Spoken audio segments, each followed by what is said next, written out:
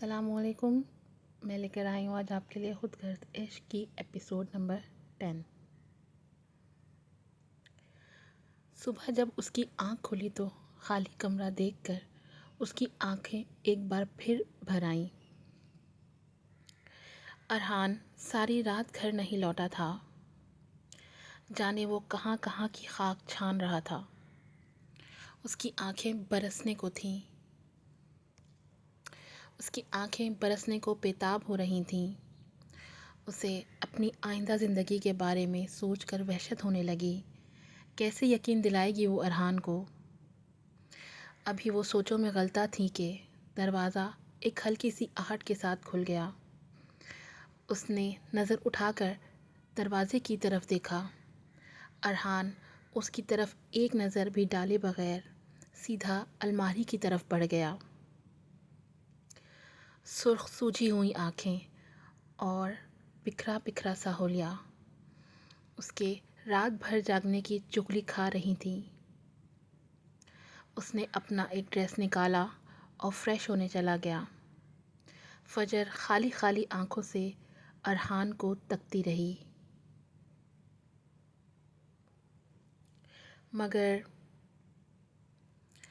اس نے اس کی طرف دیکھا اور نہ ہی کوئی بات کی. یہی بات اسے کاٹنے کی طرح چبھ رہی تھی، کانٹے کی طرح چبھ رہی تھی. کچھ دیر بعد ارحان باتھ روم سے نکلا تو فجر خاموشی سے اپنا لہنگا سنبھالتی ہوئی اٹھی اور اپنے کپڑے لے کر باتھ روم میں گھس گئی. جب وہ نہا کے نکلی تو ارحان آئینے کے سامنے کھڑا اپنے بال بنا رہا تھا.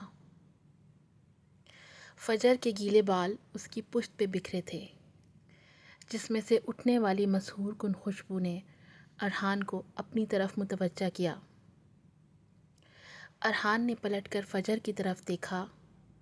ہلکے گلابی رنگ کے کپڑوں میں ملبوس، گیلے بال شانوں پہ بکھرائے وہ کسی اور ہی دنیا کی باسی لگ رہی تھی.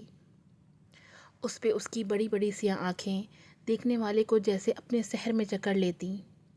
ارحان اندازہ نہیں کر پا رہا تھا اس کے کپڑوں کا رنگ زیادہ گلابی ہے یا چہرے کا. اس کی آنکھوں کا وہی رنگ ہے، جھیلوں جیسا، خاص جرگوں میں قبائل کی دلیلوں جیسا.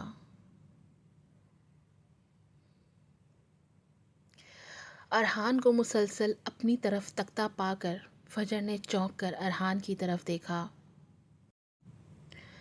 پل بھر کو سیاہ آنکھیں بری آنکھوں سے ٹکرائی تھیں. ارحان نے فوراً نظروں کا زاویہ بدل لیا. فجر چھوٹے چھوٹے قدم اٹھاتی اس کی طرف بڑھی.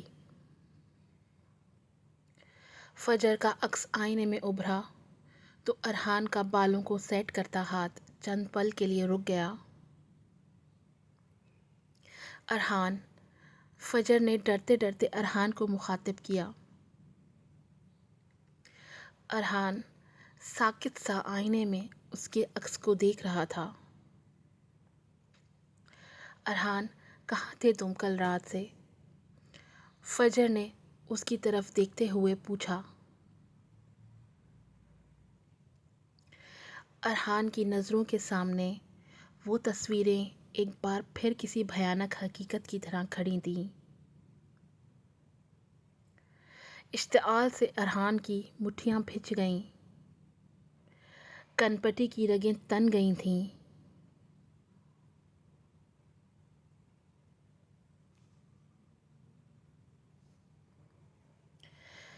کچھ دیر پہلے کے تمام احساسات ایک ایک کر کے جا سوئے.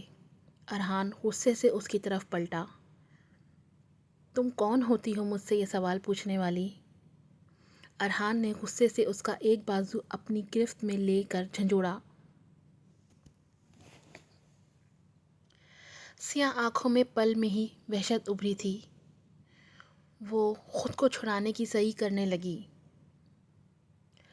مگر مقابل کی گرفت سخت سے سخت تر ہوتی جا رہی تھی. ارحان، درد ہو رہا ہے مجھے، فجر نے تکلیف سے کراہتے ہوئے کہا، اور آنسو اس کا چہرہ بھگونے لگے. اس کے آنسو جیسے ارحان کو سکون بخش رہے تھے۔ آئندہ مجھ سے مخاطب ہونے سے پہلے 1000 بار سوچنا، ارحان نے اس کو ایک جھٹکے سے چھوڑتے ہوئے کہا۔ فجر لڑکھڑا کر 2 قدم پیچھے ہٹی۔ ارحان، تم میرے ساتھ ایسا کیوں کر رہے ہو؟ فجر نے اپنے آنسو پوچھتے ہوئے پوچھا۔ وہ جانتی تھی سامنے کھڑا شخص اس کے آنسو کبھی نہیں پوچھے گا۔ ہاں، مگر اسے آنسو دینے کی وجہ ضرور بنے گا۔ ارحان کا ہاتھ اٹھا اور فجر کے گال پہ اپنی انگلیوں کے نشان چھوڑ گیا۔ وہ اپنے گال پہ ہاتھ رکھے سن سی کھڑی اسے دیکھتی رہی۔ تم نہیں، آئندہ آپ بولنا، ارحان نے انگلی اٹھا کر اسے وارن کیا۔ فجر نے بھیگی پلکیں اٹھا کر اسے دیکھا، جس کی آنکھوں میں بے یقینی کا سمندر موزن تھا۔ ارحان، تمہیں مجھ پہ اتنا بھی بھروسہ نہیں ہے؟ فجر نے اس کے دونوں ہاتھ تھام کر اپنے چہرے سے لگا لیے۔ آنکھوں میں آنسوؤں کا سیلاب تھا۔ بہت تھا مجھے تم پہ یقین، خود سے بھی زیادہ، لیکن تم نے کیا کیا میرے ساتھ؟ ارحان نے اس کے ہاتھ جھٹک دیے اور ایک جھٹکے سے اسے خود سے قریب کیا۔ یہ مت سمجھنا اگر میں نے تم سے شادی کر لی ہے تو سب ٹھیک ہو جائے گا۔ تمہیں پل پل موت دوں گا، کیونکہ جو چیز میری ہے وہ صرف میری ہے۔ میں لے کے پھینک تو دوں گا، مگر کسی دوسرے کو کبھی نہیں دوں گا۔ ارحان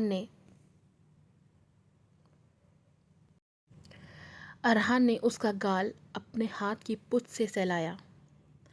فجر جی جان سے لرز گئی۔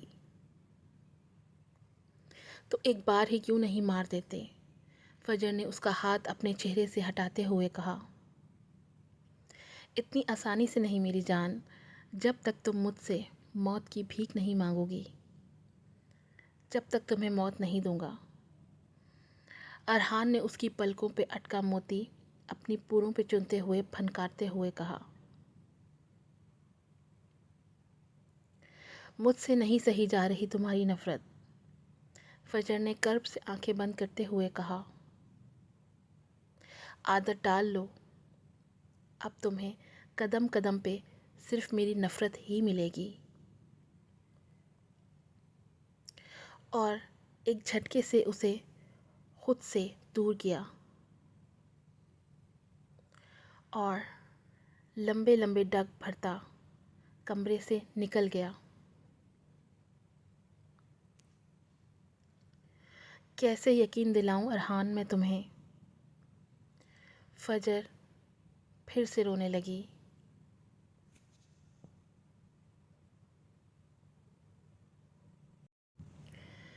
کچھ دیر بعد فجر کے روم کے دروازے پہ دستک ہوئی اور میرب اندر آئی۔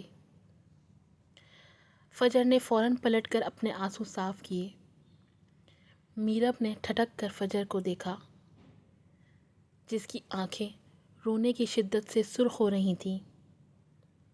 میرب کے دل کو کچھ ہوا۔ تم رو رہی ہو؟ میرب کے دل کے کسی کونے میں احساس ندامت نے اپنا پہلا قدم جمایا تھا۔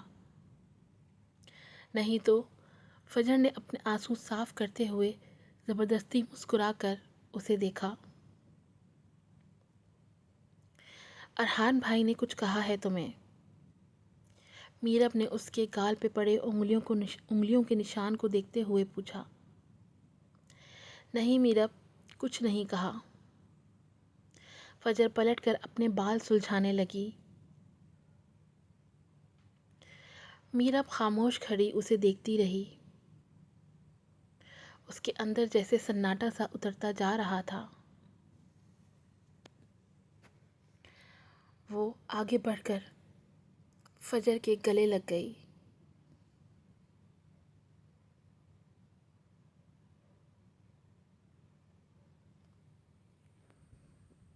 باہر آ جاؤ، سب بلا رہے ہیں۔ میرب بول کر رکی نہیں، فوراً وہاں سے چلی گئی۔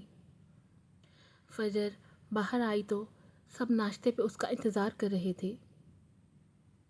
आओ बेटा बैठो, चचा जान ने उसे प्यार से बैठने को कहा। फजर सर झुकाते हुए खामोशी से बैठ गई। उसने नज़रें उठाकर सामने बैठे उस दुश्मन जाँ की तरफ देखा जो सर झुकाए खामोशी से नाश्ता कर रहा था। फजर ने फ़ौरन नज़रें झुका लीं। अरहान, तुम कुछ खा क्यों नहीं रहे? शुमाइला बेगम ने उसके सामने रखे ठंडे होते चाय के कप को देखते हुए पूछा। हाँ, ले रहा हूँ, अरहान ने थके थके लहजे में कहा। क्या हाल बना लिया है तुमने 2 दिनों में अपना? चची जान ने फजर को घूरते हुए कहा। फजर का झुका सर मज़ीद झुक गया। अरहान लाताल्लुकी से बैठा रहा। शुमाइला बेगम अब्बास साहब की मौजूदगी में ज़्यादा कुछ ना कह सकीं। नाश्ते के बाद फजर को मोमिना के साथ पार्लर जाना था। मीरब उसके रूम में वलीमे का ड्रेस रख के जा चुकी थी। फजर मोमिना के साथ पार्लर चली गई। शाम में तैयार होकर दोनों पार्लर से सीधी हॉल में पहुंची। सुरमई रंग की मैक्सी में मलबूस फजर दिल को धड़का देने की हद तक प्यारी लग रही थी। उस पे नाजुक सी ज्वेलरी गजब ढा रही थी। वो स्टेज पे खामोशी से सर झुकाए बैठी थी जब अरहान उसके बराबर आके बैठा। ब्लैक डिनर सूट में अरहान की वजीहा शख्सियत लोगों को अपनी तरफ मुतवज्जा कर रही थी।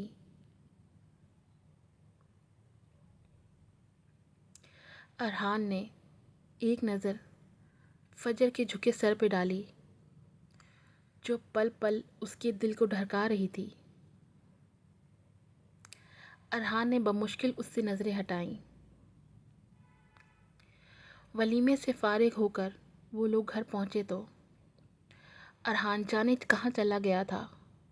फजर अपने रूम में अकेली बैठी थी। कुछ देर बाद अरहान आया तो उसने फजर को मुखातिब किया। अपना सामान पैक कर लो, कुछ देर बाद की फ़्लाइट है।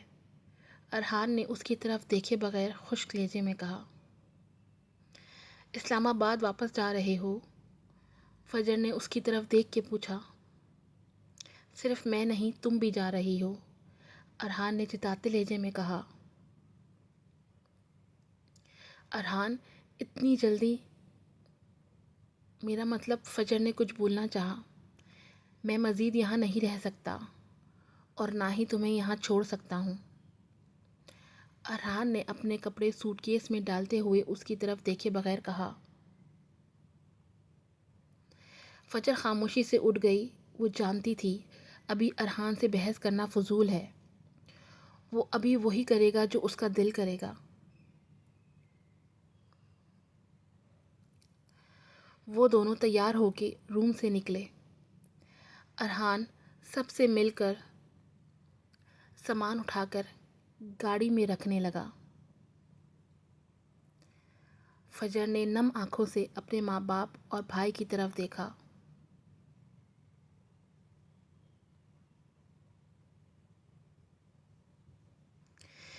तीनों ही उससे अनजान खड़े थे। वो एक बार उनके गले लगना चाहती थी मगर अमर ने उसे देखते ही मुंह फेर लिया था और वाजिद साहब तो जैसे निढाल से सर झुकाए खड़े थे। माहिर ने अपने रूम की खिड़की से उसे जाता देख रहा था। वो अपने हाथों ही अपनी मोहब्बत खो बैठा था। कोई उसका दर्द जान नहीं सकता था। उसने अपनी आंखों से निकलने वाले आंसुओं को बह जाने दिया। उसकी मोहब्बत उससे दूर जा रही थी, शायद हमेशा के लिए। फजर ने खुद पे नज़रें महसूस करके ऊपर की जानिब निगाहें उठाईं तो माहिर हसरत से खड़ा उसे देख रहा था। फजर ने नफ़रत से निगाहें फेर लीं। माहिर का दिल जैसे कट गया। اپنی محبت کی آنکھوں میں اپنے لیے نفرت دیکھ کر اسے فجر کی تکلیف کا شدت سے احساس ہوا۔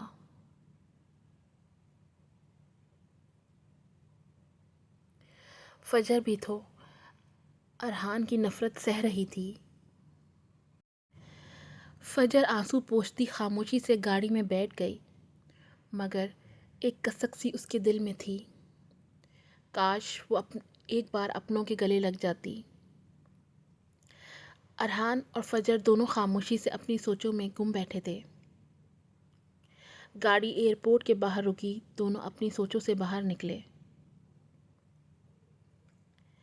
فلائٹ میں سوار ہونے سے پہلے فجر نے ایک بار پلٹ کے پیچھے دیکھا، پتہ نہیں وہ واپس آ پائے گی بھی یا نہیں۔ اپنی قیمتی رائے کا اظہار ضرور کیجیے گا۔ فجر کبھی لوٹ کے آئے گی واپس؟ ارحان کی آنکھوں سے غلط فہمی کی پٹی ہٹے گی یا بنا دے گا وہ فجر کی زندگی جہنم؟ پلیز میرے چینل کو لائک اور سبسکرائب کیجیے گا۔ دعاؤں میں یاد رکھیے گا۔ اللہ حافظ۔